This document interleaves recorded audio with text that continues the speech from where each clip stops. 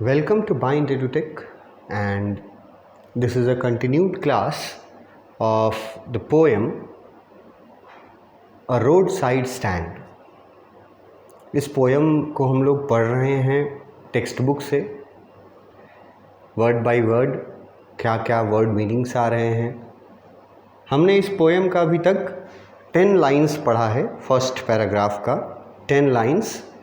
First paragraph हमारा काफ़ी बड़ा है, 22 लाइन्स का पैराग्राफ है, तो उसमें से हम लोगों ने 10 लाइन्स पढ़े हैं। उनके वर्ड मीनिंग्स, उनका एक्सप्लेनेशन, ये सब हम लोगों ने किया है। और हमने अपने प्रीवियस लेक्चर में क्वेश्चंस भी डिस्कस किए हैं। कि किस लाइन से क्या क्वेश्चन आएगा, किस वर्ड से क्वेश्चन आएगा, क्या आंसर देंगे। Short, very short questions and their answers, ये भी हम लोगों ने प्रीवियस वीडियो में डिस्कस किया। तो उस डिस्कशन तक अगर आप पहुँचे हैं या आप फर्स्ट 10 लाइन्स उस पैराग्राफ का आप समझते हैं, तो फिर उन लाइन्स से कुछ प्रैक्टिस क्वेश्चंस हैं जो आपको करने चाहिए। अगर ये क्वेश्चंस का जवाब तुम्हारे पास है तभी मानोगे कि तुम उन लाइन्स को समझ चुके हो पढ़ करके। कोई क्वेश्चन आंसर्स मैंने डिस्कस भी किया है प्रीवियस वीडियो में, तो उस डिस्कशन के बाद तुमको अपना सेल्फ इवैल्यूएशन करना चाहिए कि क्या हमने इन 10 लाइन्स को समझा है। और उसके लिए ये क्वेश्चंस हैं, इनका आंसर अगर आपके पास है तो इसका मतलब है कि आपने उन 10 लाइन्स को समझा है। और अगर आंसर आपके पास नहीं है तो क्या ज़रूरत है आपको, फिर उन लाइन्स को समझने की ज़रूरत है, उनके वर्ड मीनिंग्स को, एक्सप्लेनेशन को। क्वेश्चन आंसर्स तक भी मैंने डिस्कस किया, क्योंकि ये सब उसी डिस्कशन से, जो क्वेश्चन आंसर्स मैंने डिस्कस किया और जो एक्सप्लेनेशन दिया, उसी पर बेस्ड ये प्रैक्टिस क्वेश्चंस है। तो ये तुम्हारे लिए सेल्फ इवैल्यूएशन का काम करेंगे। मैं इनका आंसर्स नहीं दे रहा, मैं सिर्फ क्वेश्चंस पुट अप कर रहा हूँ आपके सामने। आपने अगर कहीं से भी पढ़ा है अगर आपने इस पोएम के उन लाइन्स को, तो आप उन लाइन्स से रिलेटेड इन सवालों का जवाब देके खुद को देखिए कि आप कितना समझे हैं उन लाइन्स को। फर्स्ट क्वेश्चन है, why was the new shed put up by the villagers. अब ये शेड वर्ड जो है, ये हमारा टेक्स्ट बुक में आया था पोएम के लाइन्स में, न्यू शेड। क्वेश्चन पूछ रहा है कि वो न्यू शेड क्यों बनाया गया था। यहां लिख दिया क्वेश्चन में बाय द विलेजर्स। हमने अपने एक्सप्लेनेशन में बहुत बार डिस्कस किया है कि यहाँ पे रोड साइड स्टैंड जिन लोगों ने लगाया है वो रूरल पीपल हैं। और रूरल पीपल के साथ हमने एक और वर्ड एकदम स्पेशली हाईलाइट किया है कि कंट्री पीपल या कंट्री साइड पीपल। ये विलेज पीपल को बोला जाता है हमारे हिसाब से, हम लोग के टर्मिनोलॉजी के हिसाब से। और उन लोग के लिए कंट्री मतलब विलेज हुआ, तो यहाँ विलेजर्स इसीलिए लिखा हुआ है। इससे ये कन्फ्यूज़न नहीं होना चाहिए कि सर ने बताया था कि एक फार्मर का था वो रोड साइड स्टैंड, तो फार्मर विलेजर ही हुआ ना। और मैंने ये भी कहा था कि वो एक फार्मर, एक रूरल पीपल जो है वहाँ जिनका घर है, जिन लोगों ने घर के सामने शेड लगाया है, वो लोग रिप्रेजेंट करते हैं सभी रूरल पीपल को, सभी कंट्री साइड पीपल को। इसलिए विलेजर्स वर्ड से कोई कन्फ्यूज़न नहीं है। क्वेश्चन है कि वो नया शेड क्यों लगाया गया था। अब इसका जवाब अगर आपके पास है तो आप कुछ समझे हैं इसके बारे में। दूसरा क्वेश्चन है, इसी क्वेश्चन में आपका अगर विलेजर्स नहीं देता तो ऐड कर देता कि किनके द्वारा लगाया गया है और क्यों लगाया गया है। वो शेड किनके द्वारा बनाया गया है और क्यों बनाया गया है। तो आप किनके द्वारा बनाया गया है उसका जवाब आप रोड साइड पीपल लिखते या कंट्री साइड पीपल लिखेंगे या रूरल पीपल लिखेंगे और वो उसका मतलब निकलेगा विलेजर। तो वो एक अगर फार्मर भी लिखेंगे तो भी मतलब निकलेगा विलेजर। तो किन्होंने बनाया है ये भी सवाल पूछ सकता है, और यहाँ पूछा है किस लिए बनाया था वो न्यू शेड। अब इसका जवाब आपके पास होना चाहिए। दूसरा क्वेश्चन है, why the word pathetically was used. अब इन्हीं 10 लाइन में ये वर्ड भी मैंने बहुत हाईलाइट करके बताया है कि पैथेटिकली प्लेड, ये वर्ड्स यूज हुए हैं, पैथेटिकली प्लेड। तो यहाँ उन्हीं के बारे में पूछ रहा है। मैंने आपसे क्वेश्चन आंसर जब डिस्कस कर रहा था मैं प्रीवियस वीडियो में, तो भी मैंने आपसे कहा था कि इस वर्ड से क्वेश्चन पूछेगा, पैथेटिकली प्लेड। यहाँ तो इसका मतलब आपको यहाँ समझाना है इस आंसर में कि ये वर्ड पैथेटिकली प्लेड क्यों यूज किया गया है। पैथेटिकली के बाद जो 1 दिख रहा है ना, वो थोड़ा एरर है, टाइपिंग एरर है। पैथेटिकली प्लेड है वो पूरा वर्ड्स, जो फ्रेज है पोएम के लाइन में। पैथेटिकली प्लेड वर्ड क्यों यूज किया गया है, ये एक सवाल पूछ दिया। तो पैथेटिकली प्लेड वर्ड का क्या मीनिंग आपको बताया गया है, कौन कर रहे हैं, किनसे कर रहे हैं, और स्पेशली पैथेटिक वर्ड का भी मतलब मैंने आपको बताया। तो ये पैथेटिकली प्लेड वर्ड का मीनिंग जिन्होंने डेफिनेशन में, एक्सप्लेनेशन में समझा होगा, वो इसका आंसर लिख देंगे कि पैथेटिकली प्लेड का यहाँ मीनिंग क्या है, कौन लोग कर रहे हैं, किनसे कर रहे हैं। वो तो बहुत कुछ लिख सकता है, उसको तो बहुत जानकारी होनी चाहिए, क्या कर रहे हैं, रिक्वेस्ट क्या है उनकी। जितना नंबर का क्वेश्चन पूछेगा उतना ही हिसाब से बताते जाएंगे उसके बारे में, पैथेटिकली प्लेड के बारे में। 1 नंबर का अगर पूछेगा तो बस इतना ही बताएंगे कि पैथेटिकली प्लेड का मीनिंग क्या होता है, कौन कर रहा है। और एक वर्ड एपियर वर्ड यूज किया था मैंने, ऐसा पोएट को एपियर होता है। तो ये आंसर आपको आना चाहिए अगर आप लाइंस पढ़े हैं पोएम का। तीसरा क्वेश्चन है, what would not be fair and why. What would not be fair and why. तो देखो यहाँ ये फेयर वर्ड जो है, ये फेयर वर्ड हमारे लाइन में था, टेक्स्ट बुक के पोएम के लाइन में था फेयर वर्ड, ये रहा, it would not be fair to से।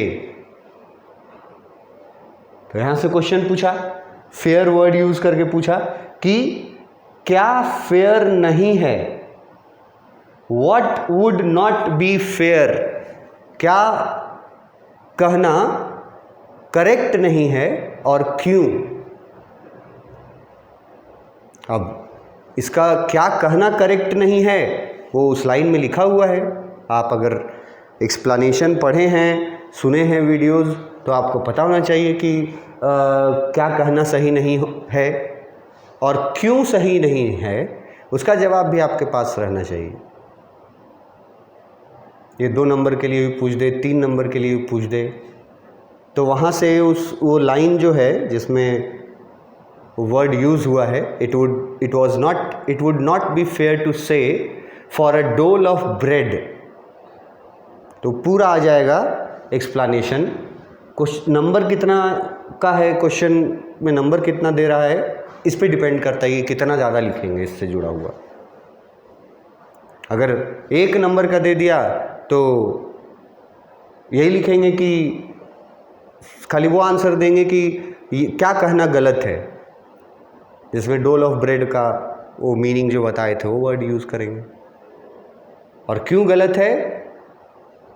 Because they have made an effort, उन्होंने एक कोशिश किया है रोड साइड पीपल ने कमाने का, effort to earn some money, not to beg some money, not to beg food और मनी और कैश और एनीथिंग एल्स। तो ये बहुत इम्पॉर्टेंट क्वेश्चन है। What would not be fair to say and why, क्या कहना फेयर नहीं है और क्यों। बहुत अच्छा क्वेश्चन है और इसके बारे में अगर आप पढ़े हैं तो बहुत कुछ लिख सकते हैं।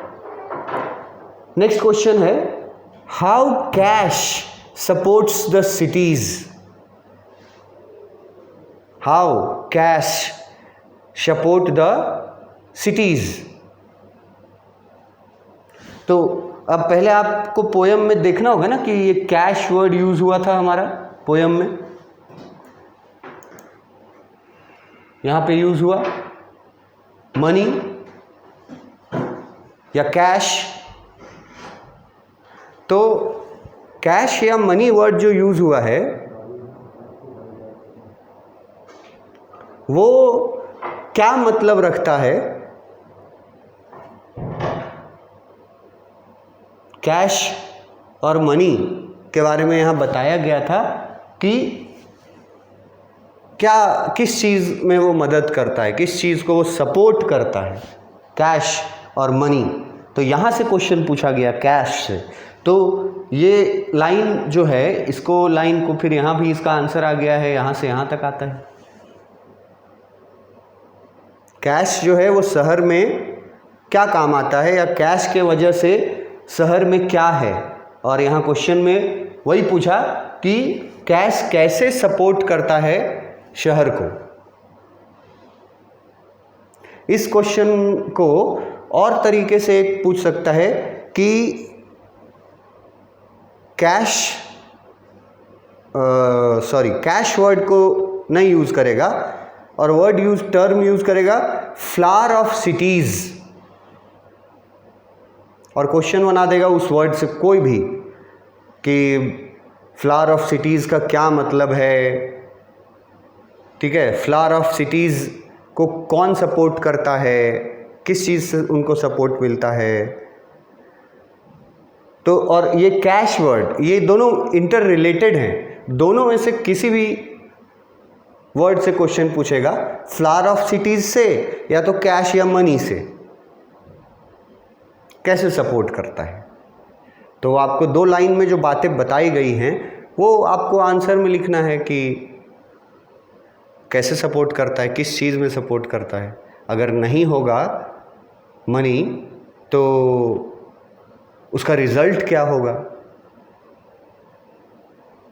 ये 2 चीज़ आप बताएंगे तो उस तरह से आप ये कर देंगे कि सिटीज़ जो है वो कैसे सपोर्ट करता है, सिटीज़ को कैसे सपोर्ट मिलता है मनी से, कैश से, किस चीज़ को वो सपोर्ट करते हैं। बहुत क्लियरली लिखा हुआ है, तुम्हारे लाइन्स में भी लिखा हुआ है कि पैसा जो है वो शहर के किस चीज़ के को सपोर्ट करता है। उसका मीनिंग भी बता चुके हैं कि उसका मीनिंग क्या होता है। और अगर कुछ मार्क्स ज़्यादा का पूछ दे ऐसा क्वेश्चन तो फिर ये भी बता दो कि पैसा इन्हीं पैसों के वजह से वो टिकी हुई हैं, और अगर नहीं रहेगा ये पैसा तो क्या होगा, ये भी बता दो आंसर में, अगर 2 मार्क्स का या 3 मार्क्स का पूछा है। नेक्स्ट क्वेश्चन है, where was the road side stand situated and by whom। Road side stand कहाँ था और किनके द्वारा बनाया गया था, मतलब किनका था, किनके द्वारा बनाया गया था। तो अब इसमें फर्स्ट लाइन्स में ही बता दिया गया है। अब इसमें तुम जितना समझ पाए हो कि रोड साइड स्टैंड कहाँ था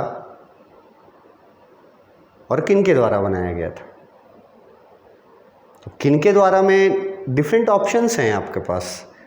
जैसे मैंने कहा, फार्मर लिख दोगे तो भी चलेगा, विलेजर लिख दोगे तो भी चलेगा, रूरल पीपल लिख दोगे तो भी चलेगा, कंट्री साइड पीपल लिख दोगे तो भी चलेगा। इन्होंने बनाया है और कहाँ बना हुआ था तो वो आपको फर्स्ट सेकंड लाइंस में एक्सप्लेन किया हुआ है, वहाँ से लिखोगे इसका आंसर कि रोड साइड स्टैंड कहाँ था और किन लोगों ने बनाया था। उसके बाद नेक्स्ट क्वेश्चन है, what if ever some city people stop at the road side stand. अब ये क्वेश्चन देखो कि तुम्हारे पोयम के लाइन में से ही उठा करके दिया गया है। If ever aside a moment, यहाँ है if ever aside a moment. तो यहाँ बताए थे कि अगर कुछ देर के लिए वो रुकते भी हैं, वैसे तो कोई नहीं रुकता, बाय चांस अगर कभी कोई रुक जाता है सिटी पीपल उस जगह पे रोड साइड स्टैंड पे, तो वो वहाँ क्या करता है। सिटी पीपल वहाँ अगर कोई रुक गए गलती से भी तो क्या करते हैं। लास्ट का 2 लाइंस जो था 9th और 10th लाइन, उसमें बताया गया है कि वो क्या करते हैं, कि वो क्या सब्ज़ी खरीदते हैं, उसके दुकान से कुछ लेते हैं या उसके तरफ नोटिस भी नहीं करते, और उनको उनकी कुछ शिकायतें हैं और वो कुछ आरोप भी लगाते हैं। तो ये आपको बताना होगा कि country side road side stand पे अगर कभी कोई रुक भी जाता है तो क्या उसका रिएक्शन क्या होता है।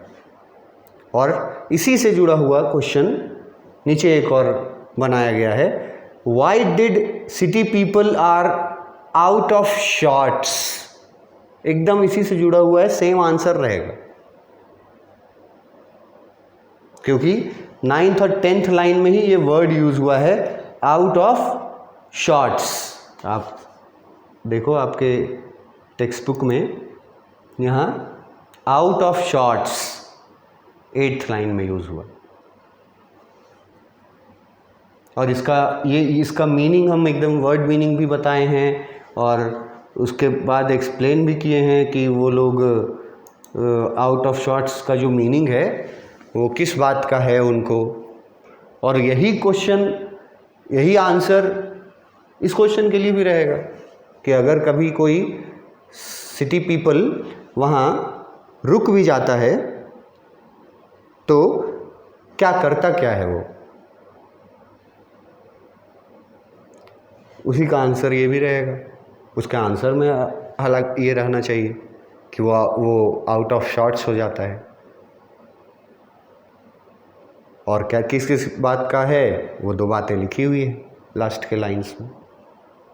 तो यहाँ तक अगर ये क्वेश्चंस का आंसर तुम्हारे पास है, तुमको समझ में कुछ आता है कि यहाँ क्या पूछ रहा है, पोयम में कहाँ से पूछ रहा है, अगर ऐसा कुछ है तो आप समझिएगा कि आप ये पोयम अभी स्टार्टिंग का जो पढ़े हैं 10 लाइन वो कुछ समझ रही है। और अगर नहीं है आपके पास आंसर तो एकदम आंसर आ जाएगा आपको प्रीवियस वीडियोस देखना होगा कि इनके बारे में क्या एक्सप्लेन किया है। इसमें तो एकदम उस वीडियो से देखिएगा जहाँ से एक लाइन शुरू हुआ है, वहाँ से देखिएगा तो भी आपको इन सारे क्वेश्चंस का आंसर मिल जाएगा। एक्सप्लेनेशन वाले पॉइंट्स में भी इन सारे क्वेश्चन का आंसर मिल जाएगा। और वैसे अगर एक्सप्लेनेशन में खोजना पड़े आपको आंसर, तो समझिए कि your work is not done.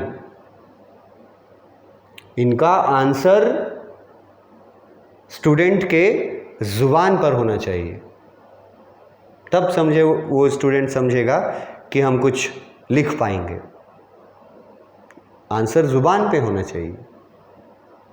खोजने लगेंगे तब तो बहुत कोई खोज लेगा वहाँ से, तो वो सब वो पास वाला लोग रहेगा, और कि हाँ पास कर जाएंगे या 60 भी आ जाएगा तो बहुत है।